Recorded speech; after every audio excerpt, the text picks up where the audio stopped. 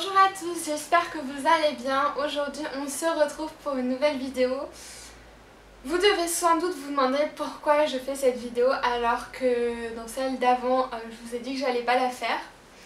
Donc oui, aujourd'hui je vais vous raconter comment ça s'est passé pour moi pour faire mon dossier pour Schema.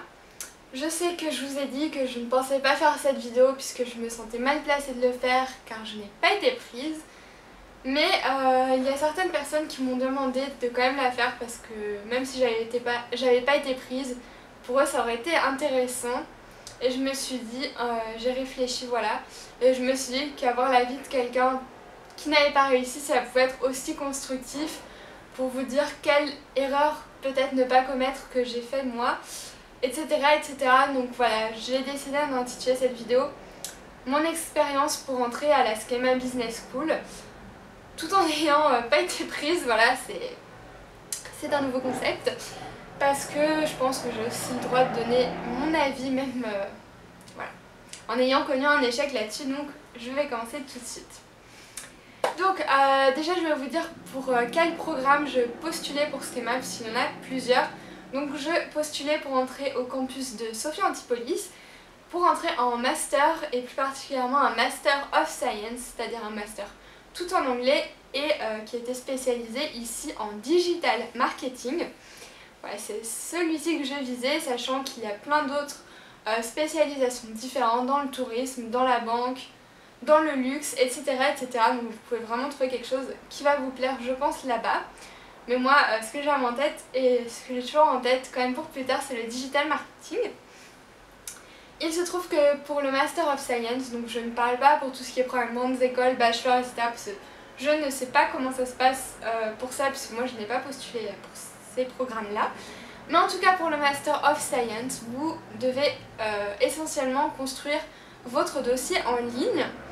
Donc vous faites votre dossier en ligne qui sera examiné par un jury, et si votre dossier et pris comme admissible, alors à ce moment-là, vous allez être contacté pour avoir un entretien qui se déroulera sur Skype. Pour le dossier, on va commencer par ça.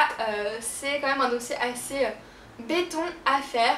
Ne vous y prenez vraiment pas au dernier moment puisque voilà, vous risquez d'être un peu surchargé puisque bon, en général on a ces études où on est déjà en même temps ou bref quoi que ce soit, mais voilà, ça prend quand même du temps, je vous préviens.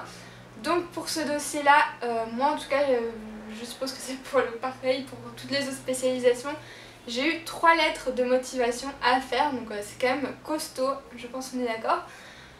Tout d'abord il y avait 2 lettres à thème, on va dire. Donc la première c'était d'après vous quels sont les principaux défis de votre génération. Et la deuxième, c'était raconter une expérience qui a été riche d'enseignements. Voilà. Et enfin, la dernière lettre de motivation où vous expliquez vraiment pourquoi vous voulez intégrer Schema, pourquoi vous voulez intégrer ce master, cette spécialité, etc. etc. Donc en tout, 3 lettres que vous devez faire dans un délai de, je ne sais plus, mais vous avez un nombre spécifique de caractères à ne pas dépasser pour ces lettres. Donc pour les 2 premières, mais pas pour la dernière. La dernière vous faites ce que vous voulez, mais moi j'ai fait sur une page pour que ce soit, voilà, pour aller vraiment à l'essentiel, on va dire. J'ai fait les 3 lettres en français. Je sais que vous pouvez les faire en anglais, mais ça c'est si vous êtes étranger normalement. Mais en tout cas je les ai faites en français. Sinon vous devez évidemment fournir vos relevés de notes, voilà, un CV. Qu'est-ce qu'il y avait d'autre? Vous devez avoir 2 lettres de recommandation, une professionnelle, donc un de vos précédents employeurs ou là où vous êtes en ce moment, et une lettre d'un professeur, donc si vous êtes à la fac ou au lycée, je ne sais pas. Vous avez besoin d'une lettre d'un professeur, donc une académique et une professionnelle. Donc voilà, tout ça, ça demande de l'organisation, puisque les personnes à qui vous allez demander une lettre de recommandation, ils ne vont pas forcément vous la faire du jour au lendemain, donc pareil, c'est à prévoir. Donc voilà, moi j'ai demandé à un employeur précédent et un de mes profs là de la fac. Donc ça c'est pour le dossier, vous devez renseigner pas mal de choses, etc. etc. mais un peu comme les dossiers lambda, mais ce qui prend vraiment le plus de temps, c'est de faire vos lettres de motivation pour qu'elles se démarquent, pour qu'elles soient bien rédigées, bien construites, qu'elle vous mette en valeur, etc., etc. Donc ça prend vraiment pas mal de temps. Moi j'ai passé facilement 2 mois à faire ça, sachant que j'avais les cours en même temps, donc je pouvais pas tous les jours me focaliser sur le dossier schéma, donc c'était réparti sur un peu une longue période, tout ce processus là. J'ai eu la chance d'être aidée par mes parents. N'hésitez pas à vous faire aider par quelqu'un, même un prof, je ne sais pas, votre famille. Enfin, essayez de vous faire aider si vous avez un peu de mal, parce que voilà, c'est votre avenir, donc profitez-en. Donc ça c'est pour le dossier. Ensuite j'ai été admissible par mon dossier, il a été retenu. Donc j'ai reçu un mail d'une personne de l'administration tout simplement pour me dire à telle date vous avez l'entretien sur Skype, etc. Donc je vais vous raconter un peu comment je me suis préparée pour l'entretien. Donc j'avais un bouquin, je vous mettrai la référence en barre d'infos, qui m'a pas mal aidée. Et en fait je me suis tout simplement fait plein de fiches. J'ai préparé tout mon entretien en anglais parce que je pensais qu'il allait se passer en anglais alors que finalement c'était en français. Mais au moins c'était un bon entraînement, on va dire. Donc j'ai fait plein de petites fiches avec des questions qui étaient susceptibles de tomber pendant l'entretien. Donc évidemment les fiches principales c'était pourquoi choisir ce master, pourquoi cette école, élaborer mon projet professionnel, donc dire par exemple quel métier je me verrais faire dans 5 ans, pourquoi, dans quel type d'industrie, dans quel type d'entreprise, etc. etc. Voilà, je sais que souvent on demande des CV projectifs, là c'était pas le cas, mais vous pouvez un peu vous l'imaginer dans votre tête. Par exemple dans 5 ans j'aimerais être assistant manager pour L'Oréal, enfin je dis ça comme ça, j'en sais rien, mais voilà, que vous voulez travailler dans l'industrie des cosmétiques, de l'agroalimentaire, du nucléaire, ou que sais-je, voilà, un peu savoir dans quelle voie vous vous dirigez pour que vous puissiez l'exprimer pendant l'entretien. Après j'avais fait plein de petites questions, pourquoi moi et pas quelqu'un d'autre par exemple, mon plus grand succès, un regret que j'ai eu, donc aussi mes traits de personnalité, donc évidemment 3 défauts, 3 qualités, je pense que ça c'est un petit peu la base. Quel type d'étudiante je suis, qu'est-ce qu'il y avait d'autre, comment je serai en tant qu'ambassadrice de l'école, une chose à laquelle j'ai échoué, par exemple aussi si je devais persuader quelqu'un d'entrer à Schema, qu'est-ce que je lui dirais. Par exemple aussi de quoi je suis le plus fière, qu'est-ce que j'aimerais changer dans ma personnalité, quel type de manager j'aimerais être, qu'est-ce que j'aime faire pendant mon temps libre. Après, voilà, plein de choses, dans quel secteur j'aimerais travailler, quel endroit. J'avais vraiment fait plein de fiches avec tout ce type de questions pour me préparer, voilà, tout simplement à tous les cas de figure qui pouvaient tomber pendant l'entretien. Je me suis mis beaucoup de pression, comme vous pouvez le voir, il y a plein de feuilles que j'ai faites.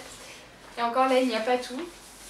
Je me suis vraiment pris limite du jour où j'ai eu la date de l'entretien jusqu'à l'entretien, je n'ai fait que ça. Il y avait une bulle autour de moi, je ne pensais plus qu'à ça, j'étais vraiment focalisée sur ma préparation. Je m'étais tout répété, etc. un peu en anglais, mais je l'avais pas appris par cœur parce que n'apprenez pas par cœur, faut pas que vous ayez l'air de réciter un poème, je pense que c'est mal interprété. Faut que vous ayez l'air le plus naturel et authentique possible, que vous laissiez, apparaître votre personnalité et qui vous êtes vraiment. Donc j'ai vraiment fait ça, j'ai lu les livres, j'ai beaucoup parlé avec mes parents qui m'apportaient des conseils. N'hésitez pas à demander autour de vous, par exemple pour définir votre personnalité, n'hésitez pas à demander autour de vous, à des amis, votre famille et tout, 3 qualités, 3 défauts. Moi c'est ce que j'ai fait avec des copines et ça m'a un peu aidée. On va vraiment parler autour de vous. J'ai regardé aussi sur internet et je vous mettrai pareil la vidéo en barre d'infos. Je suis tombée sur une vidéo d'un oral type un peu de schéma, de quelqu'un qui avait très bien réussi son entretien. En fait c'était un peu comme une caméra cachée, on voyait tout le déroulement de l'entretien et c'était vraiment assez intéressant et je m'en suis pas mal inspirée aussi pour me préparer. Donc en gros j'ai fait ça, j'ai relu mes lettres de motivation, ce que j'avais dit dedans au cas où on me reposait des questions là-dessus, etc. etc. Donc maintenant je vais un peu vous dire comment l'entretien lui-même s'est passé. Tout simplement, bon déjà, petite anecdote super cool, donc si vous me suivez sur les réseaux sociaux, vous le savez, mais j'étais censée avoir mon entretien le lundi à 10 h. J'attends devant mon ordi, voilà, 9 h 30 pétante, j'étais déjà devant mon ordi un peu comme ça, stressée, voilà, j'en pouvais plus de stress pour être honnête. Et voilà, à 10 h, j'attends l'appel Skype, toujours rien, 10 h 05, toujours rien, 10 h 10, toujours pas d'appel, 10 h 15, toujours pas d'appel, je commence à sérieusement m'inquiéter. À 10 h 30, on ne m'avait toujours pas appelé, donc je me suis dit bon, il y a un problème, je ne sais pas ce qui s'est passé, ils m'ont oublié ou je sais pas, il y a un problème informatique ou que sais-je, et tout simplement je n'ai pas eu mon entretien le lundi parce que il y a eu un souci par rapport à Skype, je vais pas trop rentrer dans les détails. Du coup, j'ai dû décaler mon entretien au lendemain, donc au mardi, mais cette fois à 8 h du matin, donc au taquet. Mais moi, limite, j'étais rassurée parce que je me réveille à 7 h et pour rentrer 3 h avant l'entretien, à me tourner les pouces et avoir un nœud dans le ventre, voilà, si je pouvais éviter, c'était tant mieux. Donc j'ai eu l'entretien à 8 h, cette fois Skype a marché. Et voilà, normalement ça dure environ 30 minutes, mais moi ça a été plus court que ça. Déjà ma première surprise c'est que l'entretien n'a pas eu lieu en anglais mais en français, donc voilà, moi j'étais persuadée dans ma tête que ça allait se passer en anglais, mais ça s'est passé en français. Et ce qui m'a un peu perturbée c'est que quasiment tout ce dont je m'étais préparée, on m'a pas posé les questions, on m'a rien demandé sur mon projet professionnel, sur ma personnalité. En fait j'ai juste parlé de pourquoi je voulais entrer à Schema. Et j'ai parlé aussi de mon blog et le lien que ça avait avec le Master Digital Marketing. Et ça a été tout en fait. J'étais un peu surprise, je ne sais pas si c'était comme ça avec tout le monde ou si au fond de soi la personne savait déjà qu'elle n'allait pas me prendre. Tout simplement parce que au premier milieu de l'entretien, la personne me dit: vous savez, finalement, d'habitude on recrute à partir de 14 de moyenne. Or je vois sur votre dernier relevé de notes, donc de mon premier semestre là en 3e année, que vous avez eu 13,2. Est-ce que vous pouvez m'expliquer pourquoi vous n'avez pas eu 14? Donc j'explique en toute honnêteté, je vais chercher à inventer des histoires, que j'ai eu une très très mauvaise note en maths. En effet, j'ai eu 1,5 en économétrie, voilà, ça c'est fait. Et donc c'est ça qui m'a complètement cassé la moyenne, mais qu'en gros si j'avais pas eu ce 1,5, j'aurais pu avoir une très bonne moyenne. Et voilà, sur le coup ça l'a fait rigoler, je pensais pas que... je croyais dans ma tête vraiment que ça allait pas trop compter, parce que pour moi le digital marketing c'est pas de la finance, c'est pas de la banque, donc les maths c'était pas trop important. Et finalement, finalement c'est peut-être pour ça qu'il a un petit peu raccourci l'entretien, parce que ça savait déjà que cette note en maths allait me disqualifier, on va dire. Moi ce qui m'a un peu étonnée c'est qu'il avait l'air de découvrir ma note alors que normalement les dossiers sont quand même examinés avant, donc je pensais que la personne savait déjà que j'avais eu une mauvaise note, mais apparemment ce n'était pas le cas. Et donc j'ai eu la confirmation que ça a été pour cette mauvaise note en maths uniquement que j'ai été refusée. Donc je l'avoue, sur le coup ça a été extrêmement dur pour moi. J'ai eu la réponse le lendemain, le mercredi, en sortant des cours. J'étais très mal, je me suis dit qu'est-ce qui a cloché, parce que moi j'étais sortie très confiante de l'entretien honnêtement. Et je me suis dit ça a dû être les maths, je vois pas que ça pouvait être d'autres finalement. Et c'était vrai que c'était bien ça, c'était les maths.